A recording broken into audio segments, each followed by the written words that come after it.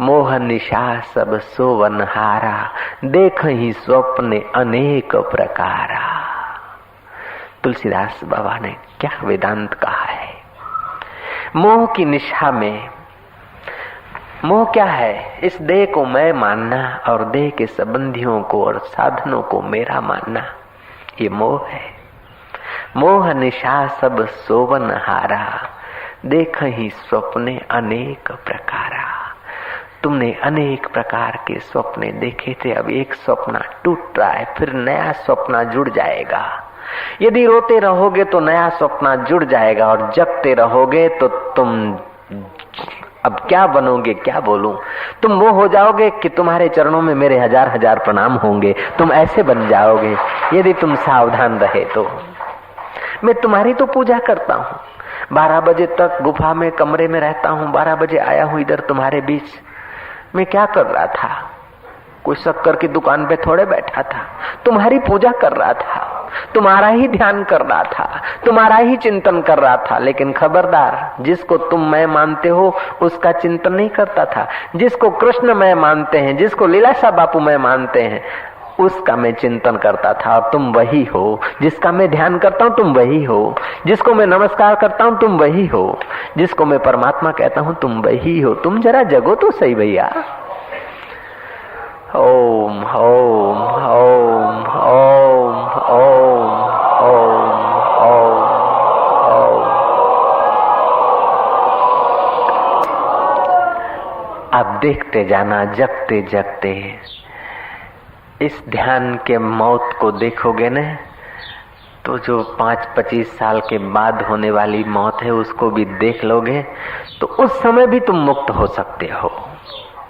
ये ध्यान यदि तुम्हें पच गया और इसी ध्यान की तरकीब मरते समय भी आ गया, आहा, अपि चेत दुराचारेभ्यो पापेभ्यो पाप कृतम सर्व ज्ञान पल्लवेन वृजिनम समतरिष्यसि। हे अर्जुन, तू पापी हो, पापियों में भी महापापी, पापी शिरोमणि हो, लेकिन तू ज्ञान की नाव में बैठेगा तो निसंदेह तर जाएगा।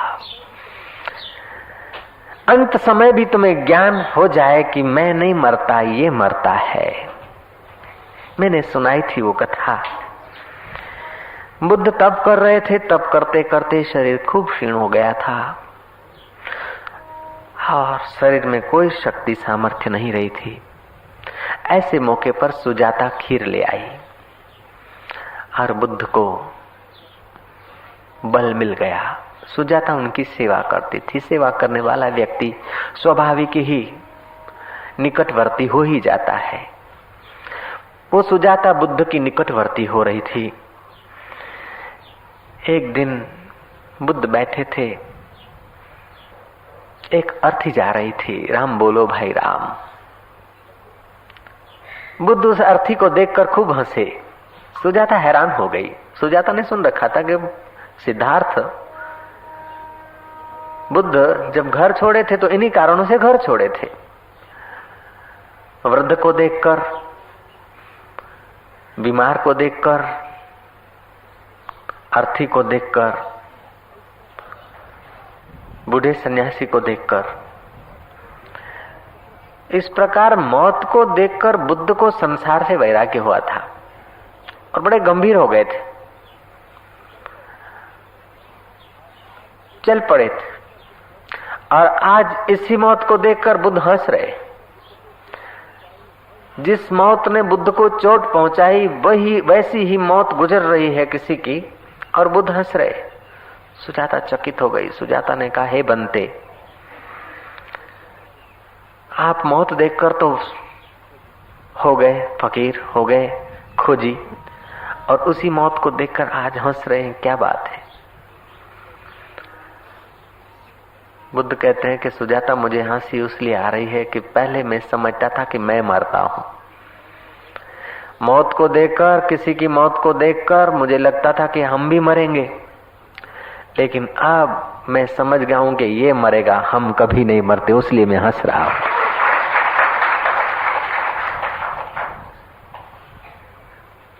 मैं तुम्हें ध्यान के द्वारा रुलाना नहीं चाहता हूं। मैं मौत की मानसिक यात्रा करवा कर तुम्हें भयभीत नहीं करना चाहता हूं, लेकिन मैं तुम्हें एक ठोस सत्य के दीदार कराना चाहता हूं। जो मौत घटेगी और बेहोशी में मौत घटेगी, नासमझी में मौत आए, उसके पहले हम मौत को समझ लें।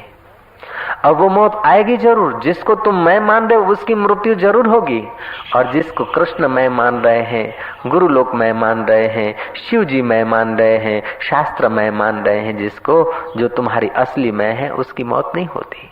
तो हम तुम्हारी नकली मौत, तुम्हारी नकली मैं की जो मौत है उसकी यात्रा करा रहे हैं। तुम सहयोग दो, यात्रा में रो मत, कदम उठाओ ना। रोने से हम छोड़ देंगे हो सकता है, लेकिन समय नहीं छोड़ेगा। रोने से हम छोड़ दें, चलो ध्यान नहीं कराते इस प्रकार का, दूसरा कराएंगे, लेकिन हम छोड़ सकते हैं। तुम रो लोगे, हम छोड़ देंगे इस यात्रा को, लेकिन वो मौत तो यात्रा करवाएगा ही। वो डंडे मार के यात्रा करवाए, उससे उचित है कि संतों के प्यार और पुचकार के साथ तुम यात्रा कर लो, ताकि डंडों के द्वारा यात्रा फिर न करनी पड़े बार बार। फिर आखिरी यात्रा हो जाए, एक बार ही यात्रा हो जाए। क्या बात है। अब तालियां बजा रहे हो। वही चित्त था तुम्हारा जो रो रहा था, और वही चित्त हंस रहा है। जिस समय तुम्हारा चित्त रो रहा था उसको भी तुम भीतर देख रहे थे, और जिस समय अभी हंस रहा है और तालियां बजा रहा है इसको भी तुम देख रहे हो। तुम वही हो। उत्तिष्ठ, जागृत, उठो, जागो। कब तक इस मोह निशा में सोओगे? मोह निशा सब सोवन हारा, मोह निशा सब सोवन हारा। देखहि स्वप्ने अनेक प्रकारा, देखहि स्वप्ने अनेक प्रकारा। अनेक प्रकार के हम लोग सपने देखते हैं। अब उन स्वप्नों से यदि आप उब गए हो, तो अगर उन स्वप्नों से तुम्हें कोई सार हाथ न लगा हो, तो स्वप्ने में जो कुछ हाथ लगा है जागृत में वो कोई सार होता नहीं है। स्वप्ने में तुम प्राइम मिनिस्टर बन गए और आंख खुली तो हता त्यों ना त्या, और स्वप्ने में तुम्हें जेल मिल गई 10 साल की, न करे नारायण, लेकिन आंख खुली तो कुछ नहीं। ऐसे ही सारा जगत है। तुम राजा होकर जिए तो क्या फर्क पड़ता है, और मास्टर होकर जिए तो क्या फर्क पड़ता है, मिनिस्टर होकर जिए तो क्या फर्क पड़ता है, साधक होकर जिए तो क्या फर्क पड़ता है, सन्यासी होकर जिए तो क्या फर्क पड़ता है। तुम अपने आप में जगे कि नहीं जगे, मुख्य बात यह है। तुम्हारा स्वप्न टूटा कि नहीं टूटा। स्वप्ने हो भिखारी नृप, रंक नाक पति हो, जागे लाभ न हानि कछु, तिम प्रपंच जिय जग सो, सियावर रामचंद्र की जय। तुम जब जगोगे न तो तुम्हें पता चलेगा क्या है। गरीबी भी कुछ नहीं, अमीरी भी कुछ नहीं, शाही और गदाई क्या कफन किस्मत में आखिर। और कफन तुझको नहीं मिलता, इसको मिलता है जिसको तू मैं मान रहा है। सचमुच में तू वो मैं नहीं है। ऐसी मैं तो तू हजारों बार छोड़कर आया है। 84 लाख बार, न जाने कितनी 84 की चौकड़ियां तू छोड़कर आया है। तू इतना महान है कि अरबों अरबों शरीर छोड़कर आया, फिर भी तेरा कुछ नहीं बिगड़ा। तो अब इस शरीर की काल्पनिक यात्रा में तू रो रहा है? नहीं। अब चलो यात्रा में फिर से। ओम ओम ओम। मानो तुम्हारा जो शरीर है, जो तुम आज तक मैं मान रहे थे, वो अर्थी पर पहुंच गया। फिर से चल रही है अर्थी। राम बोलो भाई राम, राम बोलो भाई राम। बाजार से गुजरी है, दुकानदार सीधा तोल रहे हैं। वो देख रहे, जाने बलाड़ी हांकता होय, કૂતરો બોલાવતા હોય, પણ કૂતરો બોલાવે કે બલાડી હાંકે તેથી મૃત્યુ હંકાઈ જશે નહીં ભઈલા, તારે એ રીતે જવું પડશે। હવે જરાક જોખવાનું ઓછું રાખ। Home home. फिर लग गया वो कांटा तोलने में। आगे गई अर्थी तुम्हारी। किसी फ्लैट से किसी आदमी की नजर पड़ी है। ओ कर दिया। मौत से सब डरते हैं। ओ क्योंकि जाना तो यही है, आखिर यही होना है। उसलिए ओ हो जाती है, आ हो जाती है। ऑफिसरों की, साहबों की ओ आ हो जाती है, तो तुम यदि भावना में इस यात्रा को कर रहे हो तो रोना स्वाभाविक है, क्योंकि तुम रोने वाले जगत से ही तो आ रहे हो ना बाबा। फकीरों की दुनिया से थोड़े हम लोग आए हैं, इसलिए तुम्हारा कसूर नहीं है, तुम्हारे पर मैं नाराज नहीं हूं, लेकिन तुम्हें मैं सावधान करने के लिए कह रहा हूं। रोने से काम नहीं चलेगा। समझो तुम्हारी अर्थी जा रही है। जो न मरने वाला हो वो इस प्रकार का ध्यान न करे, जिसका शरीर सदा के लिए रहे। और मुझे तो लगा है कि ऐसा पृथ्वी पर कोई माई का लाल आया नहीं जिसको ये देह छोड़ना न पड़ा हो, चाहे फिर वो सेठ हो, चाहे साहूकार हो, चाहे नौकर हो, चाहे राजा हो, चाहे प्रजा हो, चाहे साधु हो, चाहे भिखारी हो, चाहे संत हो, चाहे असंत हो, चाहे दूसरे को फूंक मारकर उठाने वाला हो, कृष्ण हो, चाहे क्राइस्ट हो, बुद्ध हो, चाहे मोहम्मद हो, सबको जाना पड़ा है। क्योंकि संसार है, सरकने वाली चीजें हैं। यहाँ जिसका सर्जन होता है उसका विसर्जन होकर ही रहता है। चांद सफर में, सितारे सफर में, दरिया सफर में, दरिया के किनारे सफर में, तो यार तुम बेसफर कैसे रह सकते हो? तुम भी सफर में हो, होने दो इसका सफर जिसका हो रहा है। अब तुम्हारी अर्थी का सफर हो रहा है। राम बोलो भाई, राम हो रहा है। कोई ऑफिस से निहारता है, कोई दुकान से निहारता है, कोई स्कूटर से निहारता है, कोई कार से निहारता है, कोई डबल डेंकर से निहारता है, कोई सिंगल डेंकर से निहारता है। सब निहारते और अपने अपने काम में जम जाते हैं और तुम जा रहे हो। कौन तुम्हारे साथ आएगा? जो तुम्हें साथ लिए जा रहे हैं वे भी तुम्हें छोड़कर लौट के आएंगे। तुम्हारे साथ कौन चलता है?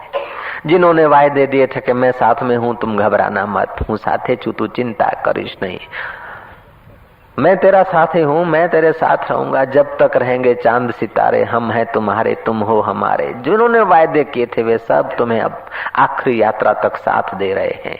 आखिरी यात्रा क्या, शमशान तक लिए जा रहे हैं। शमशान के करीब तुम्हारी अर्थी पहुंची है, तुम पहुंच गए शमशान के करीब।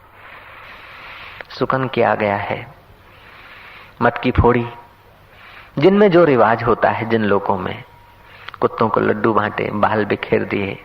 एक आदमी भागा भागा गया शमशान में कि 12 मन तोलो, पैसे जरा ज्यादा है तो 16 मन तोलो, और जरा धन ज्यादा है तो 18 मन तोलो, शरीर ने जरा चर्बी रखी है ज्यादा तो 20 मन तोलो। 20 मन तुलवा ले तुम्हारा बच्चा, तुम्हारा कुटुंबी, 16 मन तुलवा ले, 12 मन तुलवा ले, लेकिन आखिर में मिलेगी तुम्हें अग्निदान। अग्निदान मिल रहा है, अग्निदान की तैयारी हो रही है। मजदूर लकड़ियां तोल रहे हैं। तुम्हारे जीवन का सारा नफा और नुकसान, कर्म और धर्म, सुख और दुख जिसके कारण थे उसको आज 12 मन में पूरा किया जा रहा है। जिसकी माल मिलकत थी वो आज 12 मन लकड़ी का अधिकारी मात्र है, लेकिन ये लकड़ियां भी साथ में न ले जाएगा, लकड़ियां और खुद वो यहाँ रह जाएगा। ओम ओम ओम। क्या देह की नश्वरता और क्या मनुष्य तेरी ममता, क्या देह का बेहालपना और क्या मनुष्य तेरी लंबी चौड़ी कल्पना और वासना। हम अभी यहाँ बैठे हैं, इतवार का दिन है, सावन का महीना है, लेकिन मृत्यु ऐसा नहीं सोचती कि सावन का महीना है मैं पृथ्वी पर न जाऊं। अभी इस समय तुम अहमदाबाद शहर के शमशानों में जाकर जांच करो, कई मुर्दे जल रहे हैं। मुख्य मुख्य जो शमशान है 3-4, उनमें तो लाइन लगी रहती है, अभी बबक बबक हो रहे हैं। कल 1:17 को वे लोग घूम रहे थे। उन लोगों की कोई कोई कल्पना थी, कोई कार में घूम रहा था तो कोई जहाज में घूम रहा होगा, किसी को बंबई जाना होगा तो किसी को कलकत्ते जाना होगा, तो किसी का पासपोर्ट तैयार हो गया होगा, वीजा के लिए जाना होगा, तो कोई अमेरिका की यात्रा की तैयारी करता होगा। कल 1 बजे जिनकी कई कई कल्पनाएं थी वो आज बबुक बबुक बबुक उनकी अर्थियां जल रही है। और आने वाले कल 1 बजे जो लोग बबुक बबुक होने वाले हैं उनसे पूछो क्या हाल चाल है। लड़के को शादी कराना है, फलाने का पैर गिराना है, फलाने की कुर्सी गिरानी है, फलाने को कुर्सी पर लाना है, ફલાણાને બેસાડવો છે ને ફલાણાને ખસેડવો છે, ભઈલા બધા ખસેલા છે, કોઈ બેઠેલો નથી, બધાના પાયા ખસેલા જ છે, છેલ્લા પાયા બધાના આય છે। एक फकीर था, बूढ़ा फकीर था। किसी भक्त को श्रद्धा हो गई, ठंडी के दिन थे, फकीर को कीमती दुशाला उड़ा दिया उसने। एक नंबरिया ने देखा कि कीमती दुशाला है, जब बेचूंगा तो कुछ पैसे मिल जाएंगे, सट्टा खेलूंगा। फकीर को उड़ाकर वो भक्त तो चला गया। कुछ घड़ियों में वो जवान ने दुशाला खींचा, ले भागा। बूढ़ा फकीर उसके पीछे पीछे थोड़ा सा गया, फिर मुझ पर हाथ रख के बोला कि बेटा तू कितना भी भाग, लेकिन मैं तेरे को छोड़ूंगा नहीं। ऐसा करके वो शमशान के तरफ भागने लगा। वो आदमी तो भागा गांव के तरफ। दुकानदारों ने कहा कि बाबा जी तुम मुझ पर हाथ रख कर बोलते हो कि तुझे नहीं छोड़ूंगा, तो उसके पीछे तो जाते नहीं, आप तो उल्टी दिशा में भाग रहे हैं और वहां तो शमशान है। बाबा ने कहा मैं वहीं जा रहा हूं, वो कितना भी भागे, कहीं भी जाए, लेकिन अंत में यहीं आएगा, मैं पहले ही वहां जाता हूं। तुम बाहर कितने भी भागो, जगत में कितनी भी ऊंचाई से दौड़ो, उड़ो, खाओ पियो, लेकिन अंत में समझ लेना कि जिसको तुम मैं मानते हो उसकी आखिरी जगह यही है। जब आखिरी जगह है, अंत में जाना ही है, तो पहले से जरा वहां दोस्ती कर लिया करो। अंत में जहां जाना ही पड़ेगा तो पहले कभी कभी शमशान में जाया करो और अपने मन को समझाओ, ए मनीराम देख यहां आना पड़ेगा। यदि देह को मैं माना और शरीर से सुखी होने की कोशिश किया तो अंत में यहां आना ही है। अब अंत में यहां आना है, तुझे जहां दौड़ना है दौड़, जो करना है वो कर, लेकिन अंत में यहां आना है, ये रोज याद रखना। तुम्हें 100 आमंत्रण मिल जाए शादी के, तुम न जाओ तो कोई हरकत नहीं, लेकिन शमशान यात्रा, ये आखिरी शादी का कोई आमंत्रण दे पड़ोसी तो भी ठीक है, और न भी दे तो तुम चले जाना। वशिष्ठ जी कहते हैं कि 100 शमशान यात्रा में समझदारी से कोई आदमी जाए तो असाधु भी साधु हो जाएगा, और 100 बारातों में यदि साधु भी जाता है तो साधु असाधु हो जाएगा। शादी विवाह में सज्जन भी जाता है, ऐश आराम और विलास की बातें और हास्य विलास होते हैं, वहां पर सज्जन भी यदि जाता है बार बार तो उसकी वृत्तियां भी नीची होने लगेगी। और शमशान में यदि कोई विवेक से जाता है, समझदारी से जाता है, 100 बार शमशान की यात्रा में जाए, दुर्जन आदमी जाए तो भी सज्जन होने लगेगा, क्योंकि शमशान में ज्ञान और वैराग्य का निवास है। भक्ति तो हम लोग करते हैं, भक्ति तो सब करते हैं। कोई रुपयों की भक्ति करता है, कोई बीबी की भक्ति करता है, कोई पति की भक्ति करता है, कोई पत्नी की भक्ति करता है, कोई बच्चों की भक्ति करता है, कोई जाति की भक्ति करता है, कोई संप्रदाय की भक्ति करता है, कोई मजहब की भक्ति करता है, कोई राष्ट्र का भक्त है, कोई देश का भक्त है, कोई प्रदेश का भक्त है, प्रदेश में जाकर प्रदेश के ही गीत गाने लग जाते हैं, कोई किसी के गीत गाने लग जाते हैं। ये सब खंड खंड के भक्त तो हम लोग हैं, लेकिन उस भक्ति में ज्ञान नहीं, उस भक्ति में वैराग्य नहीं, इसलिए वो भक्ति हमारी रोती रहती है, वो भक्ति हमारी निंदा और स्तुति में ही बंध जाती है। भागवत का प्रारंभ होता है, भक्ति रो रही है और नारद जी संत मिले हैं। रोती हुई भक्ति को नारद जैसे संत मिलते हैं तो भागवत की कथा का प्रारंभ हो जाता है। भक्ति क्यों रो रही है कि उसके बेटे जो है ना वो बूढ़े हो गए हैं और खुद जवान है। माँ जवान है और बेटे बूढ़े हो गए, अर्थात भक्ति करनी हो तो तुम्हारे ज्ञान और वैराग्य बूढ़े न होने चाहिए, ज्ञान और वैराग्य भी जवान होने चाहिए। कथा से तुम्हारा ज्ञान और वैराग्य जवान होता है, शमशान में जाकर विवेक करने से तुम्हारा ज्ञान और वैराग्य जवान होता है। बिना ज्ञान और वैराग्य के भक्ति हमारी रोती रहती है। कोई देश की भक्ति करता है, कोई रुपयों की भक्ति करता है, उनकी अपेक्षा कृष्ण की भक्ति अच्छी है, उनकी अपेक्षा राम जी की भक्ति अच्छी है, शिव जी की भक्ति अच्छी है, लेकिन शिव जी की और राम जी की भक्ति यदि ज्ञान और वैराग्य मिलाकर करो तो शिव और राम तुम्हारे से दूर नहीं रह सकते, तुम्हारे हृदय में वो प्रकट होकर तुम्हें तत्वमसी का उपदेश हजम हो ऐसी जगह पर तुम्हें प्रेरित कर देंगे। कोई जिंदा फकीर किसी जिंदा हस्ती के पास तुम्हें भेज देंगे। गुर की बाणी बाणी गुर बाणी विच अमृत सारा, उन संतों के पास तुम्हें भेज देंगे जो तुम्हें मौत के पहले ही अमर आत्मा का साक्षात्कार करा दे, मौत के पहले जो तुम्हें अमरता के गीत सुना दे, मौत के पहले जो तुम्हारा अमरत्व स्वभाव है, तुम्हारा अमृत स्वरूप जो निज स्वभाव है उसमें तुम्हें जगा देंगे। परीक्षित को सुखदेव जी मिल गए हैं, मौत के पहले परीक्षित अपने अमर स्वभाव को जान चुके हैं। जनक को ऐसे सदगुरु मिल गए, मौत के पहले, देह जाने के पहले विदेही तत्व को जान लिया था। तोतापुरी मिल गए रामकृष्ण को। भक्ति तब तक रोती थी जब तक तोतापुरी गुरु नहीं मिले थे। तोतापुरी गुरु मिल गए, रामकृष्ण की भक्ति ने रोना पूरा कर लिया। रोने हंसने से पार होकर अमर चैतन्य स्वरूप मां तत्व में जग गए थे। सतगुरु मेरा सुरमा करे शब्द की चोट, मारे गोला प्रेम का हरे भरम की कोट। आज तक जो भरम की कोट चढ़ी है, भरम का बड़ा एक मुंडार चढ़ गया चित्त पर।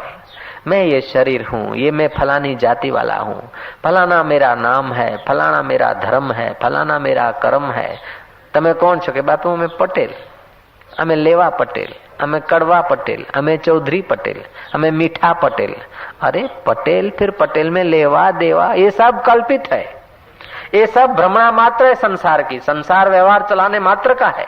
पहले तू चैतन्य दृष्टा आत्मा है, बाद में तू अपने को जीव माना है, बाद में तू मनुष्य है, उसके बाद पटेल, और पटेल में फिर लेवा देवा ये पर्दा चढ़ा। फिर हम फलाना पंथ का हूँ, मैं फलाने राज्य का हूँ, मैं फलाने गांव का हूँ।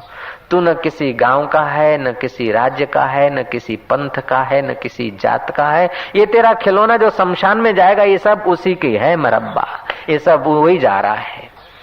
पटेल जा रहा है, तू नहीं जा रहा है। चौधरी जा रहा है, सिंधी जा रहा है, गुजराती जा रहा है, तू नहीं जा रहा है। लेवा देवा જાય છે પણ તું જતો નથી। આ ફૈબા જાય છે પણ તું જતો નથી। કોઈની તું ફૈબા, કોઈની તું ઢેલર, કોઈની તું રેલર, कोईनी तू मासी, कोईनी तू काकी।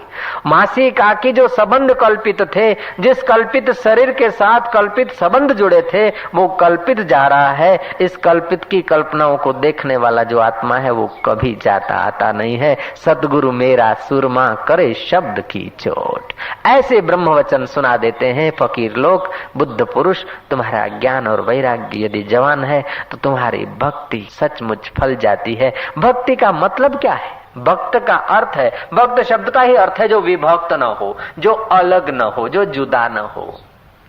नुक्ते की हेर फेर में खुदा से जुदा हुआ। नुक्ता अगर ऊपर रख दो तो जुदा से खुदा हुआ।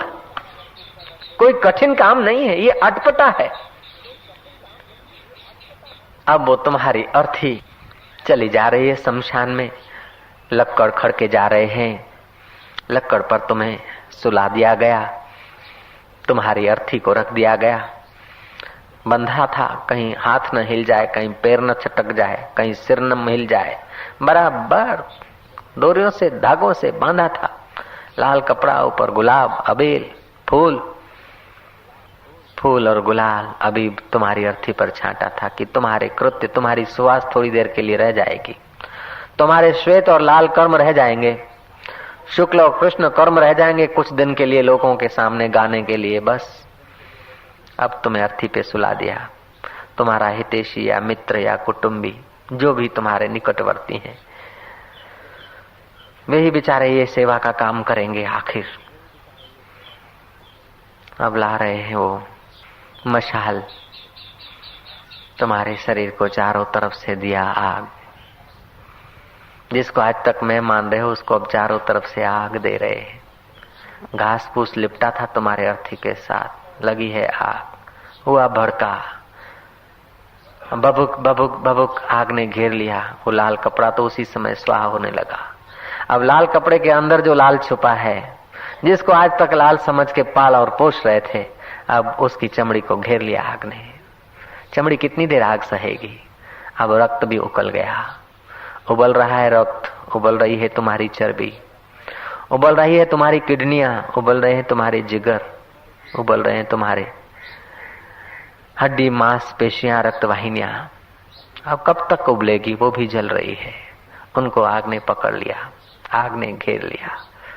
जिसको खूब खूब संभाला था उसको आज आग ने घेर लिया है, जल रहा है। कुटुंबियों के आंखों से आंसू बरसते हैं। कोई खिसक गया है नहाने के लिए, कोई नहाकर परबारा स्कूटर चालू करके भाग रहा है क्योंकि दुकान पे जाना है, उसको पता नहीं कि यहीं आना है। कोई फैक्ट्री में जा रहा है, कोई दुकान पर जा रहा है, कोई ऑफिस का टाइम संभालने को बेचारा जा रहा है, लेकिन उसको पता नहीं कि ये टाइम भी संभालना पड़ेगा। आग ने घेर लिया है। जो तुम्हारे बहुत निकटवर्ती हैं, जो रिश्ते नातेदार हैं, वे कुछ लोग ठहरे हैं, कुछ स्नान करने को जा रहे हैं, कुछ देख रहे हैं, कुछ चिमटा लेकर अग्नि इधर उधर उछल जाती है तो उठाकर वो लगकर तुम्हारे करीब रखते हैं, ताकि बराबर तुम पूरे हो जाओ, तुम्हारा कोई हिस्सा बच न पाए, बराबर हड़गे। इतने में तुम्हारा पैर जलकर गिर पड़ा, तुम्हारा घुटना गिर पड़ा, तुम्हारा सिर अब खोपड़ी तड़ाका दे रही है।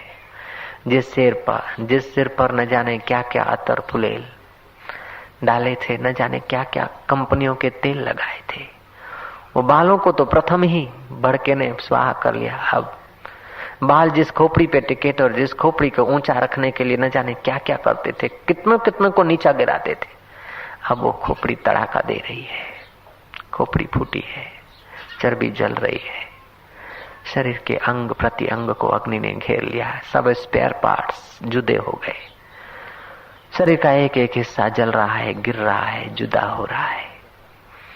हड्डियां भी बेचारी कुछ तो भूखा हो रही है, छोटी मोटी हड्डियां तो गल ही रही है, मजबूत हड्डियां कुछ पड़ी जया गिर रही है।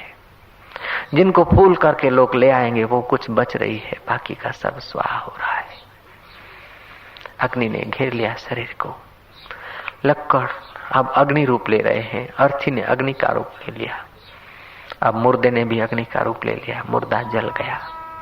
अब तुम नहीं, मुर्दा था, अब मुर्दा भी नहीं है, अब केवल अंगार मात्र, राख मात्र, हड्डियां मात्र बच गई। जिन पर इतना नाज था स्पेयर पार्ट पर, वही बच गए थोड़े से देखने भर को। अंगारे हैं, कौन मित्र अभी चुनेगा, 3 दिन के बाद आते हैं, 3 घंटे के बाद आते हैं, जैसे मशान की व्यवस्था हो, आधुनिक मशान हो तो 1-8 घंटे के बाद वो हड्डियां लेने को आते हैं। छोटे से डब्बे में वो हड्डियां डालते हैं, घर ले आते हैं। कुटुंबी बोलते घर में लावा अपशुकन छे, घर में लवाए नहीं, घर में मत लाना, दूर कहीं पर रख दो, हरिद्वार जाएंगे तब डाला जाएगा। जो आज तक घर का मालिक था उसकी हड्डियां घर में नहीं आ रही है। वाह वाह, वाह संसार तेरा हाल और वाह मनुष्य तेरी कल्पना, वाह मनुष्य तेरी ममता। ये घर में जो आए, ये मकान किसका है कि मकान मेरा है, दुकान किसका है कि मेरा है, ये जमीन किसकी है कि मेरी है, ये खेत किसका है कि मेरा है, ये कार किसकी है कि मेरी है, स्कूटर किसका है कि हमारा है, साइकिल किसकी है कि हमारी है, मोटर किसकी है कि हमारी है, बुलेट किसका है कि हमारा है। अरे यार, बुलेट तुम्हारा नहीं, घर तुम्हारा नहीं, मकान तुम्हारा नहीं, यार तुम्हारा नहीं, पड़ोसी तुम्हारा नहीं, शरीर भी तुम्हारा नहीं है। तू हमारा हमारा करके कब तक जिएगा। ये शरीर भी तेरा नहीं, और ये शरीर में जो नाज रखा था और जिस सहारे शरीर टिका था, वे हड्डियां अब शरीर की हड्डियां घर में आने के काबिल नहीं है। पड़ोसी के घर रख ले आओ, पड़ोसी बोलेगा ना ना ये क्या करते हो। जो तुम्हारा अधिक से अधिक प्यारा था उसके घर में जरा रखने को भेजो। ना ना ना, आज तक जो छाती पर हाथ रखकर कहते थे कि मैं तुम्हारा हूं, वो तुम्हारी हड्डियों को नहीं संभाल सकता है। हे संसार तेरी ममता, हे मनुष्य तेरी ममता, हे परिस्थितियां और प्रकृति तेरी नश्वरता देख। क्या इंसान बेचारा भूला है। अब चिंता हो रही कि इस डब्बे को कहाँ रखें। तुम तो हो गए पूरे, 350 ग्राम 400 ग्राम हड्डियां बच गई। वो हड्डियां जिस डब्बे में है, वो डब्बा पहले तो बिस्किट का डब्बा था, पिपरमेंट का डब्बा था, गोलियों का डब्बा था। वो गोलियां नहीं, हड्डियां हैं। हाँ, गोलियां इसने खाई थी, न जाने कितने डब्बे खाली किए होंगे बचपन में और जीवन में। वो डब्बे सब कीमती थे, लेकिन अब जिसमें वो स्वयं आ गया है, उस डब्बे को अब अपशुकन माना जाता है। वो खाली डब्बा मुफ्त में कोई नहीं रखेगा। डब्बे में अर्थी का सार पड़ा है, हड्डियां पड़ी है। किसी पेड़ पर बांध दो, कहीं खड्डे में रख दो, किसी जगह पर रख दो, नहीं तो जाओ मंदिर के कोने में रखो। मंदिर वाला पुजारी बोलता है, क्या लाए, ये क्या कोई मसान है, ये अपशुकन लाए, दूर हटाओ। बोले ये भगत था, रोज आता था। पुजारी जी बोले रोज आता था तो क्या हुआ, दूर ले जाओ, दूर ले जाओ, गंगा में डालो, इधर क्या है। अब पुजारी नहीं पहचानता तुम्हारे को, अब मित्र नहीं पहचानता तुम्हारे को, क्योंकि तुमने अपने को नहीं पहचाना तो कौन तुमको पहचानेगा। तुमने जीवन भर अपने को नहीं पहचाना, हड्डी मांस को मैं माना, तो अब लोग क्यों तुम्हें पहचानेंगे। और लोग भी ऐसा ही करेंगे तो उनको भी कौन पहचानेगा? न जाने पृथ्वी पर से कितने अरब खरब लोग के मर के चले गए, कौन पहचानता उनको? हर रोज मर रहे, हजारों की संख्या में, लाखों की संख्या में प्रतिवर्ष लोग मर रहे हैं, कौन पहचानता उनको? कब तक पहचानता है? क्यों? जो अपने को नहीं पहचानते तो लोग उनको क्यों पहचानेंगे? अब तुम्हारी हड्डियां सेठ की है कि नौकर की है पता नहीं, हिंदू की है कि मुस्लिम की है पता नहीं, जिसकी कीर्ति के लिए तुम न जाने क्या क्या करते थे, जिसके यश के लिए न जाने क्या क्या करते थे, जिसको अच्छा कहलाने के लिए न जाने क्या क्या करते थे, उसका देखो क्या हाल हो रहा है बेचारे का। महाराज, बड़े भैया, लेवा देवा, पटेल, ब्राह्मण, क्षत्रिय, जो तुम मानते हो अपने को, तुम्हारी कथा चल रही है। कृष्ण की कथा तुमने सुनी, धन्यवाद। राम की कथा तुमने सुनी, धन्यवाद। अम्बा की कथा तुमने सुनी, देवी भागवत सुना, कुरान सुना, बाइबल सुना, ईसा सुना, मीसा सुना। उससे काम नहीं चलेगा, तुम अब अपने को भी कभी सुनो कि तुम क्या हो। परीक्षित ने अपने को सुना था, अपनी कथा सुनी थी कृष्ण की निमित्त करके। सुखदेव जी जैसे तत्ववेता जब गुरु मिलते हैं तो कृष्ण की कथा से प्रारंभ होता है और अपनी कथा में अंत आ जाता है। राम की कथा से प्रारंभ होता है लेकिन अंतर्यामी तत्व में इसका परिणाम आता है। हम लोग राम की कथा, कृष्ण की कथा, दशरथ नंदन की कथा, वसुदेव और वसुदेव नंदन की कथा, ना हम अब अपनी कथा भी समझें।